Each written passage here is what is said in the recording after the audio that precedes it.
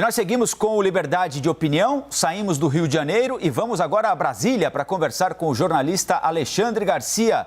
Olá, Alexandre, boa sexta-feira, hein? Olá, Colombo, que bom a gente começar assim, já me divertindo com o papo de vocês dois aí. É importante, sexta-feira a gente relaxa um pouquinho, não é, Alexandre? Embora os assuntos continuem pululando para lá e para cá, né? Mesmo na sexta-feira tem coisa importante acontecendo e nós vamos abrir aqui o nosso Liberdade de Opinião, já falando do julgamento que continua em andamento aí em Brasília, no Supremo Tribunal Federal. É um julgamento virtual, né? Evidentemente. Os ministros do Supremo Tribunal Federal continuam decidindo se Davi Alcolumbre e Rodrigo Maia podem ou não concorrer à reeleição agora na disputa do dia 1º de fevereiro do ano que vem, 2021. Já votaram Gilmar Mendes, Dias Toffoli e Alexandre de Moraes, todos a favor da reeleição no Congresso Nacional. O relator do caso é o ministro Gilmar Mendes. Ele defende a seguinte tese, que só pode haver uma reeleição para o comando das duas casas. Mas essa regra de uma reeleição apenas só passaria a ser aplicada a partir da próxima legislatura. Ou seja, Rodrigo Maia e Davi Alcolumbre estariam aptos a disputar a eleição em 1º de fevereiro do ano que vem. Dias Toffoli e agora há pouco o ministro Alexandre de Moraes acompanharam o voto de Gilmar Mendes. 3 votos, portanto, a favor dessa tese. O outro ministro, que já votou, Nunes Marques, defende que os presidentes das casas só podem se reeleger uma vez. A diferença é que para Nunes Marques a regra deve valer imediatamente. Para Nunes Marques, portanto, só é possível uma nova candidatura de Davi Alcolumbre no Senado. Ele cumpre o primeiro mandato como presidente do Senado. Rodrigo Maia não poderia concorrer novamente à presidência da Câmara. Alexandre, queria que você comentasse, falasse para a gente aqui sobre as teses apresentadas pelo ministro Gilmar Mendes, que foi acompanhado por Alexandre de Moraes e Toffoli, e a tese do ministro Nunes Marques, e que caminho você acha que as coisas estão tomando no Supremo? Ô Colombo, quando eu estava no grupo escolar, no curso primário, no 3º ano, a gente ia para a biblioteca, a professora Dona Séries mandava a gente ler livros e depois a gente tinha que contar o que havia lido nos livros, interpretar os livros. Eu me saía muito bem. Eu estou vendo que agora, em relação ao Supremo e à Constituição, eu estou muito mal, quase analfabeto. Porque eu leio uma coisa e o Supremo decide outra, né? Eu leio o parágrafo único do artigo 52 sobre a condenação de presidente da República, leio uma coisa e o presidente do Supremo, Lewandowski, decide outra lá no Senado. Eu leio uma coisa no artigo 127 da Constituição sobre a necessidade de ter Ministério Público para abrir um inquérito e o Supremo faz diferente no inquérito da fake news. E agora eu leio aqui, botei o dedo aqui para marcar, artigo 57, parágrafo 4º, né? Diz assim, para mandato de 2 anos, vedada a recondução para o mesmo cargo na eleição imediatamente subsequente. Será que eu deixei de saber o que é imediatamente subsequente? Deve ter... Eu li para que as pessoas que estejam ouvindo, né, conferirem, e aí eu não entendo. Sim, pode ser resolvido pelo Congresso Nacional. Pode. Esse assunto pode ser resolvido lá dentro. É só mudar a Constituição. É só ter 60% de votos em 2 votações na Câmara, 2 votações no Senado, e mudem a Constituição. Mas rasgar a Constituição é algo terrível para estabilidade institucional brasileira. Era isso. Eu consigo dizer isso porque eu aprendi a ler e a interpretar mais. O juiz falou, a gente tem que aceitar, né? Bom, vamos aguardar então o andamento do julgamento, não é, Alexandre? Há a possibilidade, inclusive, de que termine hoje, mais tardar na semana que vem. Bom, seguimos com os nossos assuntos do Liberdade de Opinião. Vamos falar um pouquinho sobre economia. Ontem nós ainda tivemos tempo, não é, Alexandre, de falar sobre o resultado do PIB, que foi divulgado às 9 da manhã quase dentro do liberdade de opinião, crescemos 7,7% no último trimestre e depois houve comentários ao longo do dia sobre o resultado de diversas autoridades, né? Sobre o crescimento do PIB, sobre o que nós podemos fazer para continuar crescendo de maneira sustentável pelos próximos trimestres. O ministro Paulo Guedes, por exemplo, falou sobre diversos assuntos, entre eles, disse que vai conseguir fixar uma meta fiscal para o ano que vem. Mas ponderou, abre aspas, se a doença estiver aí, a meta fica flexível, fecha aspas. Já o presidente da Câmara, Rodrigo Maia, disse que uma suposta insistência em uma meta flexível é uma sinalização ruim. Nós separamos um trecho aqui do que disseram os dois para ilustrar seu comentário. Alexandre. No início do ano, houve um colapso da atividade econômica com a pandemia. Era muito difícil fazer estimativa das receitas, né? As receitas caíram, então nós simplesmente botamos uma meta de gastos para respeitar o teto de gastos e caindo a receita, nós ficamos com uma meta flexível. Então agora a economia se firmando e voltando, nós já teremos possibilidade, vamos conversar com o TCU sobre isso, e teremos possibilidade então de rever as previsões de receitas. E aí podemos então anunciar a meta, tá certo? O que está me deixando impressionado é essa coisa de meta flexível que o Paulo Guedes está inventando, né? Primeira promessa que fizeram que é acabar com o déficit primário. Agora não querem meta para não ter que organizar contingenciamento. Isso é uma sinalização muito ruim. A gente tem que aprovar a LDO com uma meta. Que o governo diga, como o cupom diz, quando toma uma decisão sobre juros, qual é a tendência, que haverá sempre o risco, pela incerteza de que a meta possa ser restabelecida durante a execução orçamentária. Agora, não ter meta, uma meta flexível, é uma jabuticaba brasileira, né? Bom, o ministro Paulo Guedes disse que há apenas um mal-entendido e não um desentendimento entre ele, entre a equipe econômica e o presidente da Câmara sobre a meta flexível. Ele reforçou que a ideia não surgiu com o objetivo de descumprir nenhuma regra fiscal, mas estar adaptado à eventualidade de a doença permanecer entre nós, como disse o próprio ministro Paulo Guedes. Como é que você avalia o discurso dos dois que recentemente apareceram refazendo pontes, pedindo desculpas um ou outro por eventuais ofensas? Pois é, primeiro, jabuticaba brasileira não seria um pleonasmo? Só para a gente registrar que eu tenho das manias, né, do Flávio Cavalcante, entre as manias que eu tenho é língua portuguesa, mas enfim,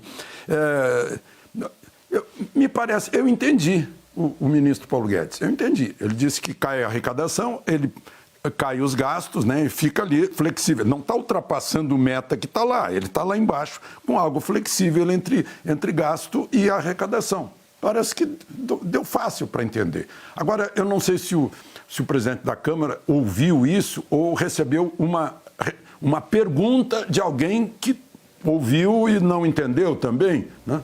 O fato é que eu senti que ele estava ofegante, está nervoso. Eu acho que tudo isso vai passar, né, depois que o Supremo julgar essa questão aí de pode ou não pode ser candidato à reeleição. Aí passa, né? Ele parece que estava nervoso, ofegante, não sei se tinha subido uma escada, o que estava acontecendo. Mas são coisas que ele podia ter ligado, né, para o Paulo Guedes. Como é que é essa história? Eu queria saber, queria me informar. Mas é uma coisa assim que eu lamento tanto a perda de energia no momento em que todo mundo tem que trabalhar, né? Um tem que trabalhar pela pauta que está parada por causa dessa reeleição ou eleição na Câmara, que vai ser dia 1º de fevereiro, a pauta já está parada há 2 meses, né? E o outro que tem outra pauta que é ontem foi uma notícia extraordinária, maravilhosa, né, que também é a vitória do povo brasileiro, mas também é do Paulo Guedes, também ajudou nisso, né? Esse 7,7% recordista de crescimento de trimestre que dá uma esperança, enfim, depois dessa tentativa de quebrar o país, né? Mas, enfim, isso passa, né? Isso passa, os dois vão ter que continuar conversando, principalmente se o Rodrigo Maia continuar na Câmara com o pelo jeito, o Supremo está encaminhando. O Procurador-Geral da República, Augusto Aras, defendeu o direito do presidente Jair Bolsonaro de desistir daquele depoimento no inquérito que apura uma suposta interferência dele na Polícia Federal, uma acusação feita pelo ex-ministro Moro. Aras indica que o próprio Supremo, quando proibiu conduções coercitivas, entendeu que a legislação prevê direito de ausência do investigado ou acusado a um interrogatório. E agora o ministro Alexandre de Moraes, que é o responsável pelo inquérito, vai decidir se acata ou não a dispensa do depoimento do presidente da República. Então, Alexandre, o Procurador-Geral da República entende como válido o argumento que foi usado pela Advocacia Geral da União de que o presidente tem o direito, se não quiser, não usar o espaço colocado à disposição para ele se defender nesse inquérito. É muito acima do palpite de Aras ou do Procurador-Geral da República ou do Ministro Supremo. É um princípio universal, né? Direito de ficar calado. É um princípio universal, é uma coisa óbvia, né? E a gente está perdendo energia com isso, porque o ministro da Justiça, Sérgio Moro, ficou milindrado porque o presidente quer nomear subordinado dele, né? Dele quem? Dele presidente, depois dele ministro que é subordinado ao presidente, né? Coisinhas assim. E isso está num inquérito lá no Supremo, ocupando procuradoria, ocupando meio mundo. A gente olha as memórias de Vargas, por exemplo, nos anos 40, nos anos 50, o nível do debate era outro, era um debate responsável, não era debate assim que parece que é de escola primária, professora, fulano disse isso de mim, fulano disse aquilo. Meu Deus do céu! Né? Parece que o nível caiu muito, dá uma dor nisso, né? Eu cobri anos 70, debates, anos 80, mas deu uma queda aí que é lamentável, mas enfim, voltando, é um direito universal da pessoa, se a pessoa está presa, tem o direito de ficar calado, tudo que disser pode ser usado contra si, pronto, todo mundo sabe disso, o mundo inteiro, né? Menos países ditatoriais, é claro. Bom, desde a terça-feira, a conta de luz ficou um pouco mais cara. A Agência Nacional de Energia Elétrica voltou a adotar aquele sistema tarifário de bandeiras e já com a bandeira vermelha tipo 2, que é a mais cara. A economia na conta de luz foi um dos assuntos da transmissão que o presidente Bolsonaro faz às quintas-feiras em redes sociais e nós separamos um trecho. Eu apago as luzes todas lá de cima da Alvorada, não desço porque aí tem segurança, etc, né? Mas já estamos numa campanha para economizar energia. Eu tenho certeza que você que está em casa agora pode apagar uma luz agora. A gente pede para vocês que apaguem uma luz agora. É evitar o desperdício. Evitar o desperdício. Toma banho um pouquinho mais rápido, que ajuda também a manter os reservatórios mais altos. Bom, durante a semana, quando questionado por um apoiador sobre aumento na conta de luz, o presidente afirmou que os níveis dos reservatórios estão baixíssimos e que há risco de apagão se nada for feito. Alexandre, a situação energética do país é grave se houver uma retomada da atividade econômica mais consistente, as pessoas voltarem a consumir mais energia elétrica, nós estamos sob risco de não conseguir fornecer aquilo que for demandado. O que houve no Amapá é algo isolado ou mais representativo do nosso sistema elétrico como um todo? Não, o Amapá é outra coisa, né? O Amapá, inclusive, tem energia abundante. O Amapá fornece energia para o Brasil, só aproveita 1/4 da energia que produz. Tem hidrelétricas lá, 4, se não me engano. O Amapá foi outra coisa, foi falta de manutenção, foi transformador explodindo, queimando, etc. Foi outra coisa. Aqui, eu diria que é mais grave, porque não depende só de nós, depende principalmente lá de cima. Eu estou olhando para fora de novo aqui na minha frente, o céu está azul.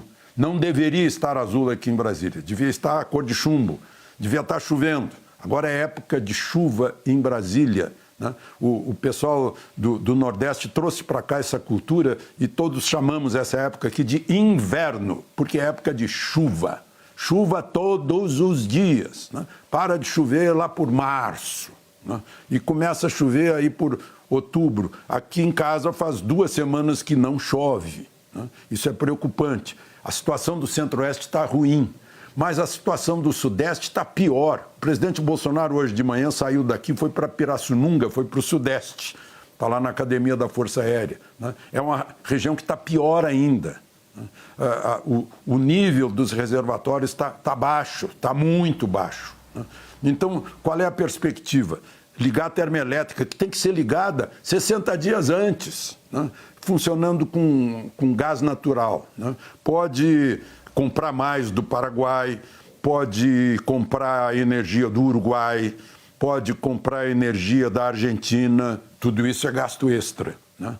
E gasto extra aí puseram lá um acordo que dá R$ 6,20 e poucos centavos a mais por bloco de 100 kW de uso. Então, é economizar. Né? Eu sou um chato nisso, eu aprendi com a minha mãe, que também era uma chata nisso. Quem está aqui no banheiro? Tem alguém no banheiro? Por que a luz do banheiro está acesa? Aqui nesse quarto não tem ninguém nesse quarto e a luz está acesa, apaga a luz. Né?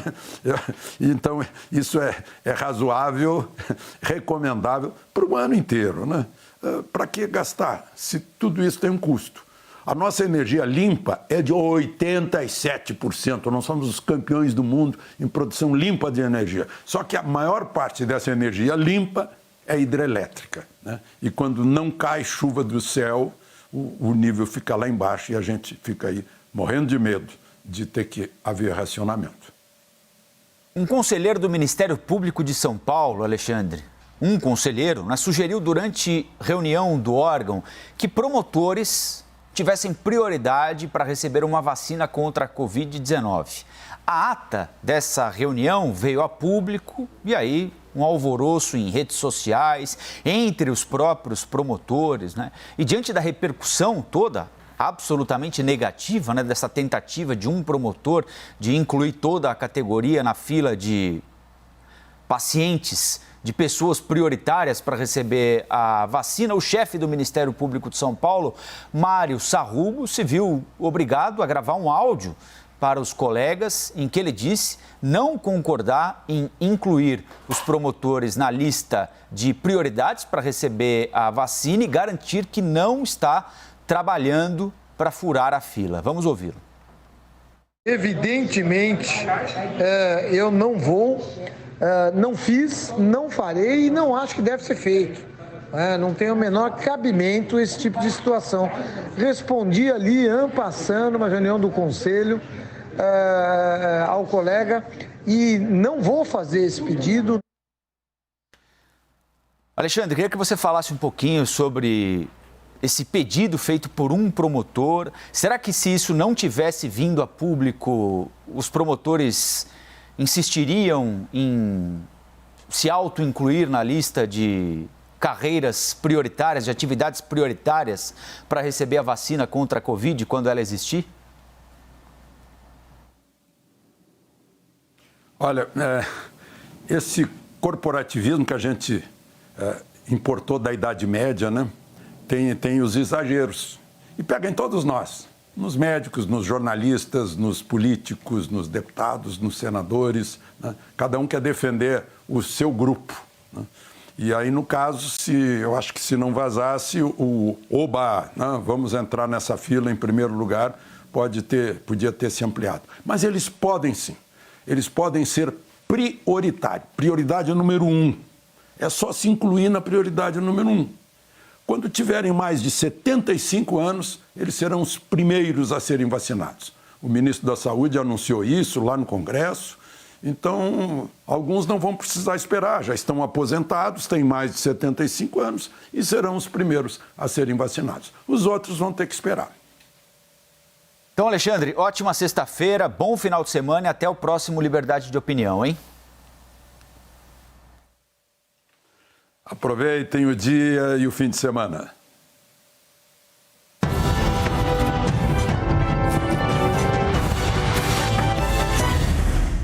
As opiniões emitidas pelos comentaristas do quadro não refletem necessariamente a posição da CNN.